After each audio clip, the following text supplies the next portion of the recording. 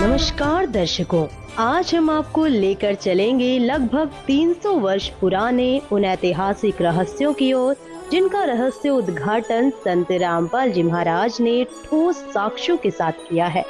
ये सिर्फ बीते समय की घटनाएं नहीं, बल्कि पूर्ण परमात्मा और उनके अवतार से जुड़ी वो सच्चाई है जिसे जानकर आप स्वयं निर्णय लेंगे कि वास्तव में पूर्ण परमात्मा कौन है। ये कोई साधारण घटना नहीं, बल्कि एक सनातन सत्य है। एक ऐसे दिव्य संत की गाथा जिन्हें स्वयं परमेश्वर कबीर जी ने सशरीर दर्शन दिए और सतलोक की अलौकिक यात्रा करवाई। यह सत्य कथा है उस महान संत की जिन्होंने अपने अद्वितीय ज्ञान से हरियाणा की पावन धरती को धन्य कर दिया। संत गरीबदास जी महाराज। एक रहस्य से भरी अद्भुत गाथा जो हर किसी को हैरान कर देगी। हरियाणा की पावन धरा पर जन्मे एक ऐसे महान संत जिनकी कथा समय के गर्भ में छिपी एक अमर विरासत है। यह कहानी है संत गरीबदास जी महाराज की, जिनका जन्म वैशाख पूर्णिमा विक्रमी संवत 1774 को अर्थात सन 1717 में झज्जर जिले के गांव छुड़ानी में हुआ। एक समृद्ध धनखड़ परिवार, पिता श्री बलराम जी और माता रानी देवी। परंतु भाग्य ने ऐसी लीला रची कि संत गरीबदास जी के जन्म से पहले ही उनके जीवन की पटकथा कुछ अलग लिखी जा चुकी थी। उनके नाना जी श्री शिवलाल सिहाग, जिनका कोई पुत्र नहीं था, ने अपने दामाद श्री बलराम जी को घर जमाई बना लिया और इसी गांव में 12 वर्षों के पश्चात इस महान आत्मा ने जन्म लिया। छुड़ानी की इस पावन भूमि पर जन्मे गरीबदास जी 1400 एकड़ की विशाल संपत्ति के इकलौते वारिस थे। उनके पिताजी लगभग 150 गौवें रखते थे। उनको चराने के लिए अपने पुत्र गरीबदास जी के साथ अन्य कई ग्वाले रख रखे थे। बात उस समय की है जब बालक गरीबदास जी की आयु मात्र 10 वर्ष थी। वे प्रतिदिन अन्य ग्वालों के साथ गायें चराने जाया करते थे। एक दिन कबलाना गांव की सीमा से सटे नला नामक खेत में सुबह के 10 बजे जांडी के पेड़ के नीचे सभी ग्वाले भोजन कर रहे थे। ओए बूरे, तेरा प्याज तो बढ़िया चमके से, जरा एक टुकड़ा मेरे ताई में घुमा दे। ले भाई, आज तो 4 प्याज लेकर आ रहा हूँ, खूब स्वाद लेकर खा। अरे छाछ भी ले ले, ना पीवगा तो पेट भूखा रह जाएगा। अरे गरीबू, तू भी खा ले रे, ले ले, यहाँ भी खा ले। तभी अचानक एक दिव्य प्रकाश प्रकट होता है। सत्य पुरुष कबीर साहिब जी जिंदा महात्मा के रूप में सतलोक से अवतरित होते हैं और कबलाना से छुड़ानी की ओर बढ़ते हैं। जब वे ग्वालों के पास पहुंचते हैं तो ग्वाले आश्चर्यचकित होकर उन्हें देखते हैं। बाबा जी आदेश। राम राम बाबा जी। राम राम भाई। राम राम। बाबा जी खाना खा लो।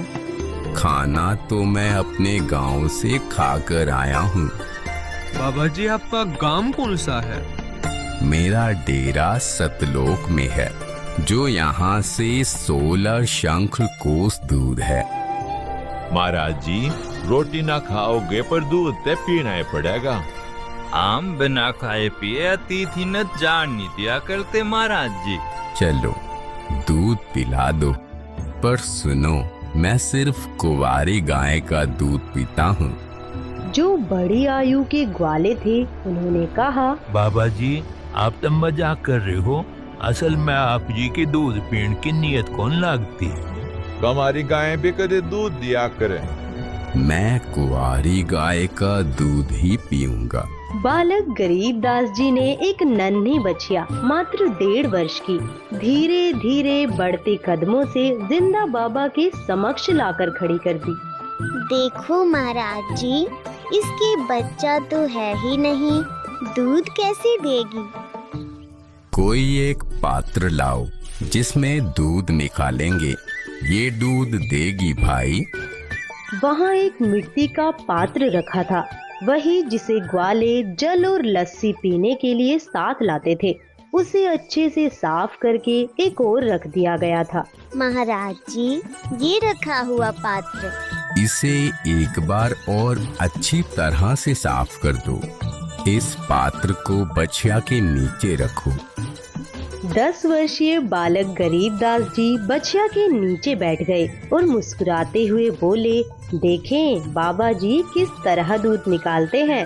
परमात्मा ने बछिया की कमर पर अपना आशीर्वाद भरा हाथ रखा और अगले ही क्षण एक चमत्कार हुआ।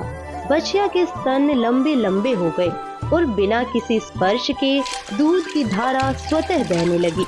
दूध की धाराएं अविरल बहती रही जब तक कि मिट्टी का पात्र लबालब भर नहीं गया, और जैसे ही पात्र लबालब हुआ दूध का प्रवाह एकदम थम गया।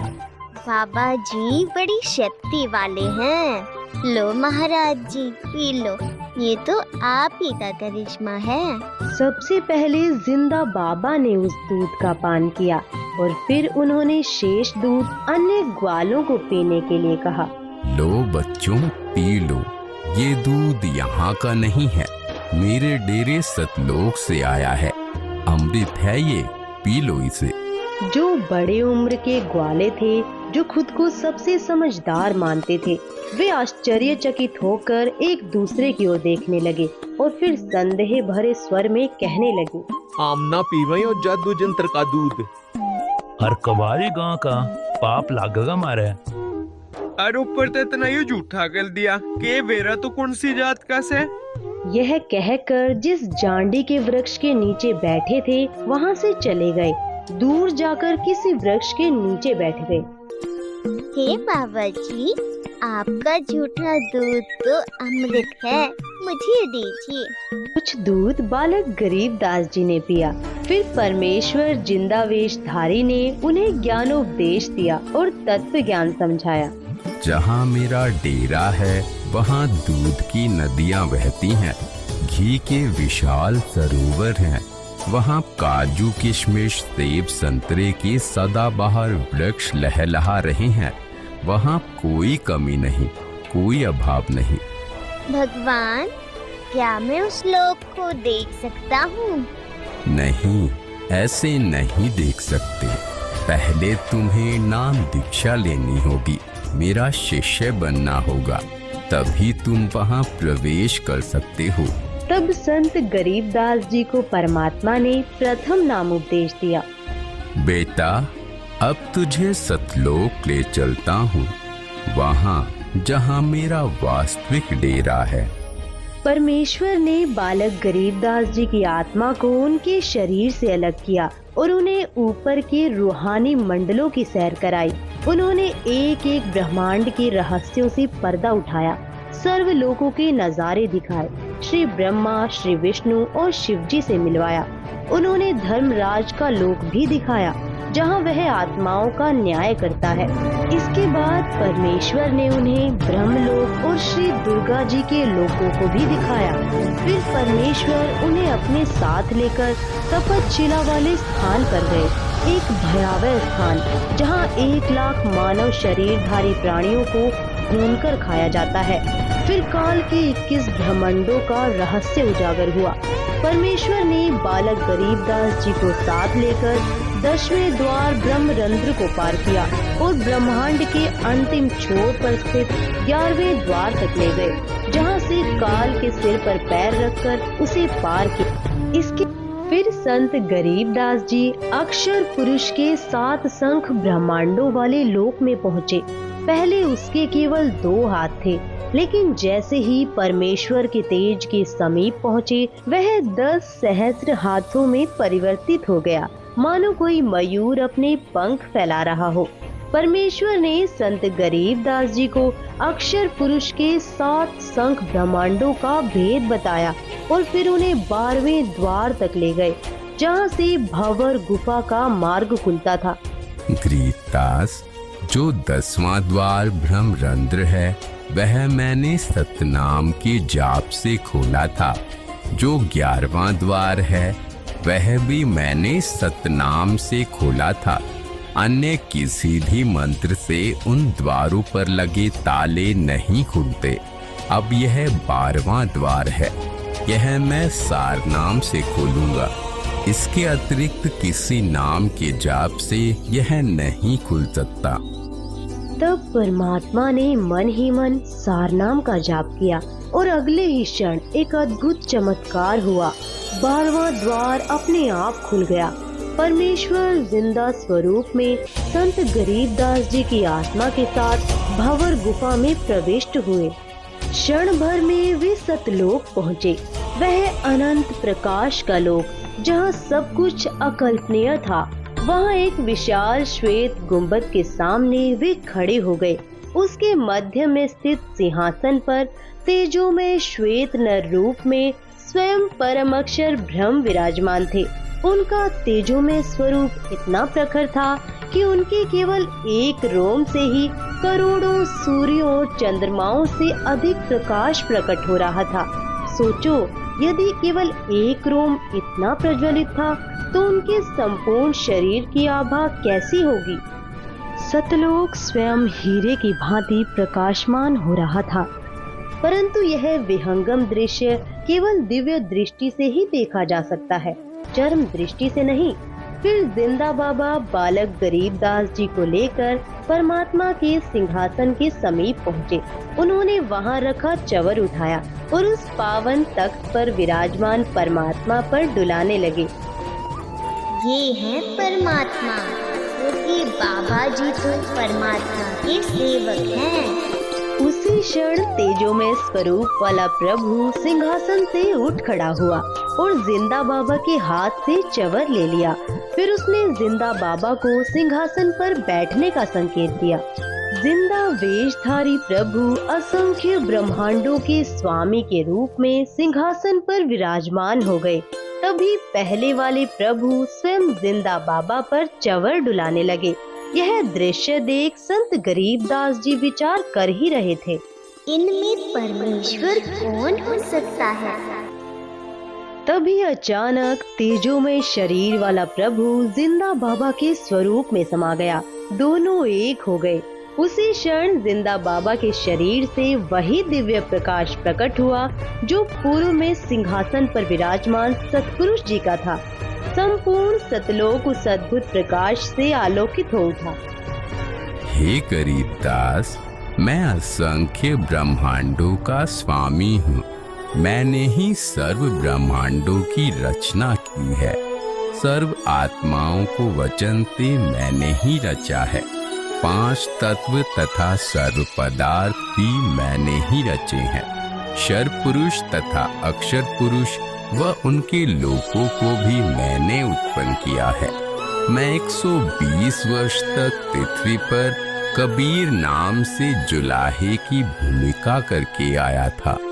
इस प्रकार स्वयं कबीर परमात्मा ने संत गरीबदास जी को अपनी अनंत लीलाओं का साक्षात्कार कराया और उनके समक्ष तत्व ज्ञान के गूढ़ रहस्यों को प्रकट किया।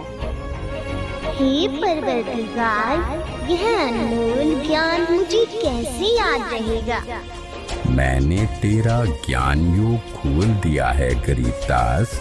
अध्यात्म ज्ञान तेरे अंतःकरण में डाल दिया है। अब आप असंख्य युगों के पहले से लेकर वर्तमान तथा भविष्य का ज्ञान भी याद रखोगे। उधर पृथ्वी पर शाम के करीब 3 बजे ग्वालों को अचानक ध्यान आया, गरीबू कहाँ है, अब तक नहीं लौटा। तब एक पाली उन्हें लाने गया। दूर से नजर दौड़ाई और ऊंची आवाज में पुकारा, अरे गरीबू आजा भाई, तेरी बारी आ गई है, काहे घेर ले।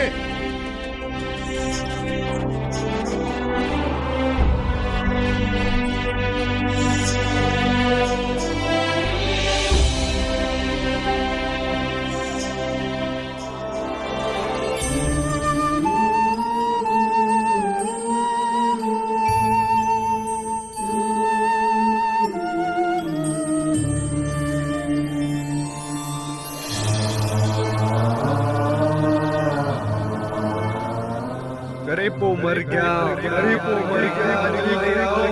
शोर मचते ही अन्य ग्वाले घबराकर दौड़े आए। अफरा तफरी मच गई। तभी एक ग्वाला तेजी से छुड़ानी गांव की ओर भागा। यह खेत जो गांव कबलाना की सीमा से सटा था, असल में गरीबदास जी का अपना ही था। गांव छुड़ानी से मात्र 1 किलोमीटर की दूरी पर पसीने से लथपथ वह पाली भागता हुआ गांव पहुंचा। और हाँफते हुए गरीबदास जी के माता पिता नाना नानी को सब हाल बताया। एक बाबा ने कमारी गां का दूध जादू जंत्र टकाट्या, हमने तो हाथ नहीं लाया और गरीबों ने पी लिया और हमने जब देखा तो बालक मरा पाया। यह खबर सुनते ही गरीबदास जी के माता पिता गहरे सदमे में अचेत होकर गिर पड़े। पूरे गांव में हाहाकार मच गया। उनके नाना और अन्य ग्रामीण दौड़ पड़े और बच्चे के निष्प्राण शरीर को उठाकर गांव ले आए। इस बीच सूर्यास्त हो चला था और गहरा सन्नाटा छा गया। बालक के पार्थिव शरीर को चिता पर रखा गया। अंतिम संस्कार की तैयारियां पूरी हो चुकी थी।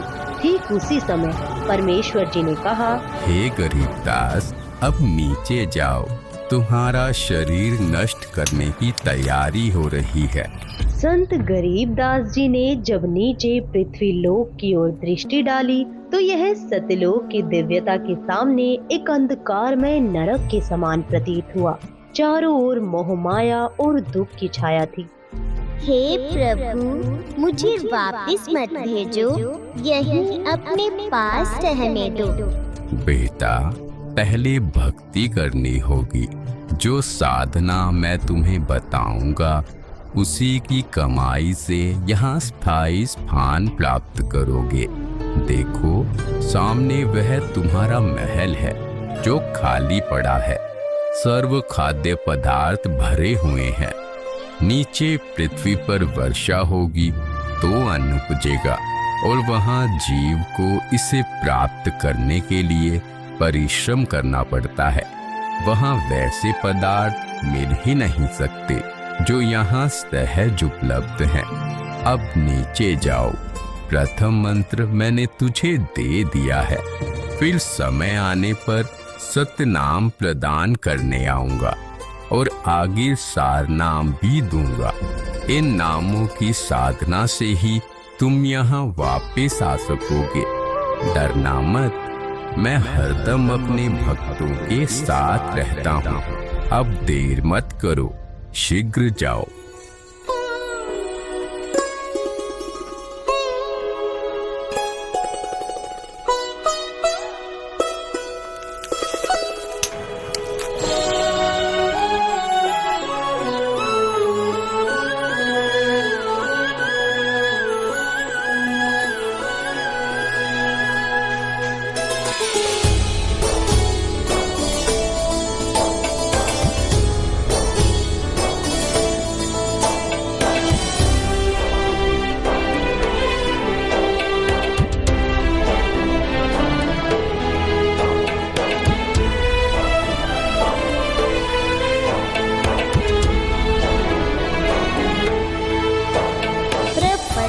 वह प्रलोक है जहाँ अगली सतगुरु सार भक्ति हेत से उतरे पाया हम दीदार।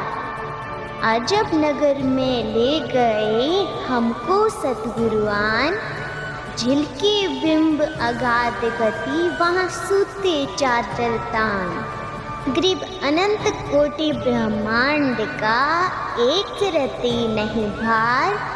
सतगुरु पुरुष कबीर हैं कुल के सिरजनहार।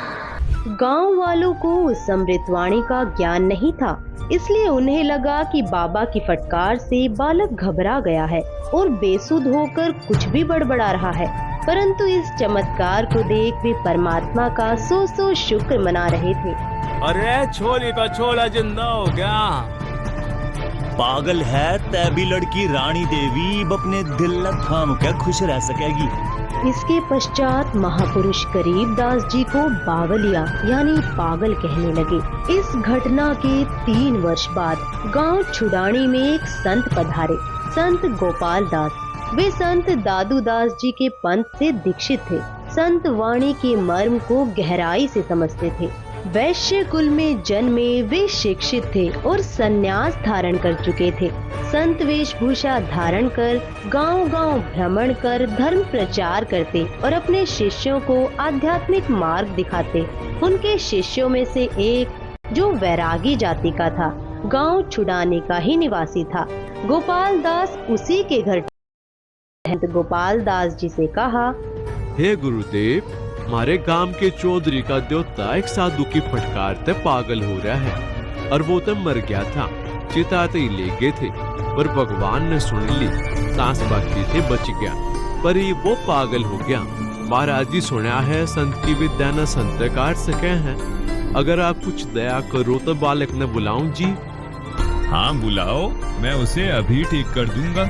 उस व्यक्ति ने सीधे चौधरी साहब यानी संत गरीबदास जी के नाना जी के पास जाकर कहा, शिवलाल जी, हमारे पास एक बड़े पूछे हुए महात्मा आ रहे हैं। वो कह रहे हैं बालक लाकर दिखाओ, मैं उसने ठीक कर दूंगा। 5-7 बुजुर्गों ने गरीबदास जी को साथ लिया और वहाँ लाकर खड़ा कर दिया। बेटा, तुझे वो कौन सा बाबा मिला था जिसने तेरा जीवन तबाह कर दिया, जिसने तुझे बर्बाद कर दिया? हे महात्मा जी, जिनसे मैं मिला उन्होंने मुझे बर्बाद नहीं किया बल्कि मेरा जीवन संवार दिया। उन्होंने मेरा उद्धार कर दिया। वो कोई साधारण बाबा नहीं, वो तो पूर्ण परमात्मा है।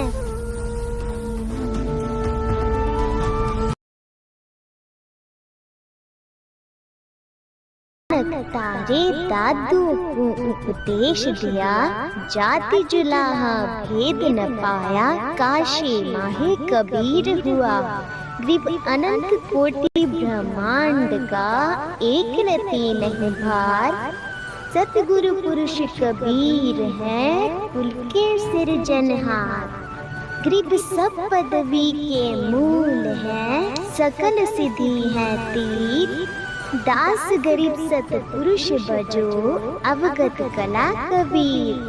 ग्रीब अजब नगर में ले गए हमको सतगुरु आन, झिलते चादर तान। ग्रीब शब्द स्वरूपी उतरे, सतगुरु सत कबीर।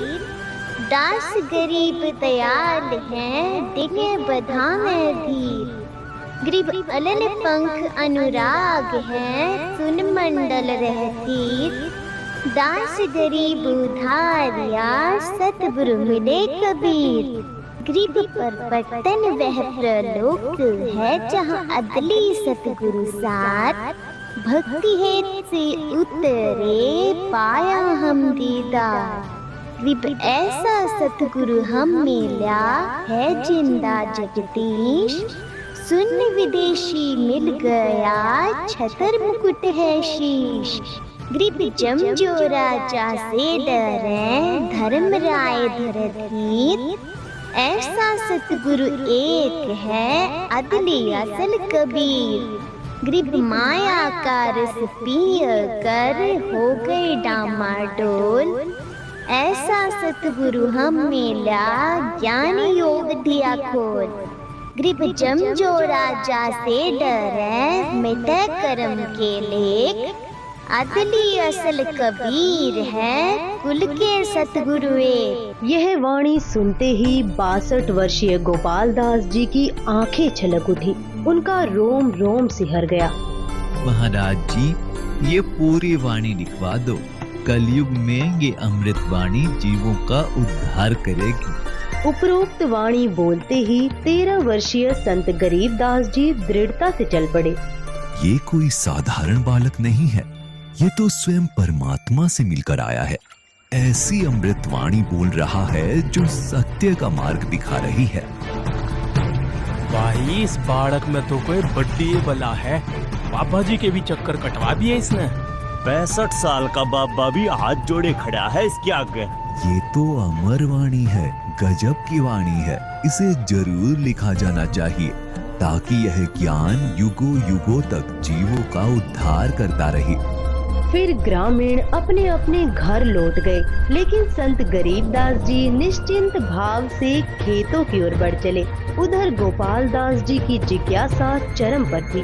वे बिना कुछ सोचे उनके पीछे पीछे चल पड़े और कहने लगे, हे गांव वालों, ये बालक पागल नहीं, तुम पागल हो। ये जो बोल रहा है उसे समझने की कोशिश करो।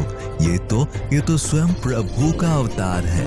इसे तो जिंदा बाबा के रूप में स्वयं परमात्मा मिले थे।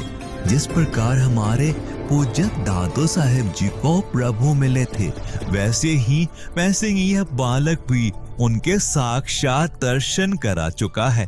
दादो जी की सारी वाणी लिखी नहीं गई थी, पर अब इस बालक से मैं संपूर्ण वाणी लिखवाऊंगा, खुद अपने हाथों से लिखूंगा। यह वाणी कलयुग में असंख्य जीवों का उद्धार करेगी, उस संसार में नया प्रकाश फैलाएगी। 3 दिन तक संत गोपाल दास जी लगातार विनती करते रहे।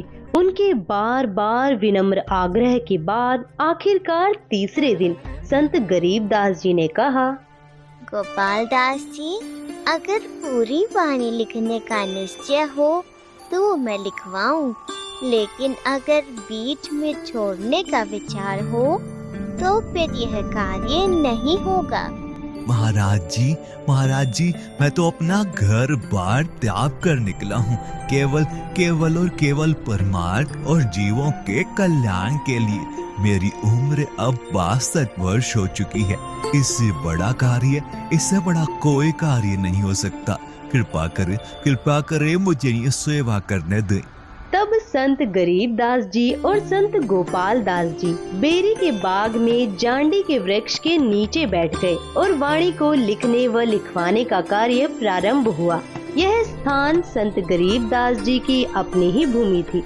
उस समय छुड़ानी गांव के आसपास रेतीला क्षेत्र था, जैसा राजस्थान में देखने को मिलता है। यहाँ पर जांडी के वृक्ष अधिक होते थे, उनकी छाया का ही प्रयोग अधिक किया जाता था।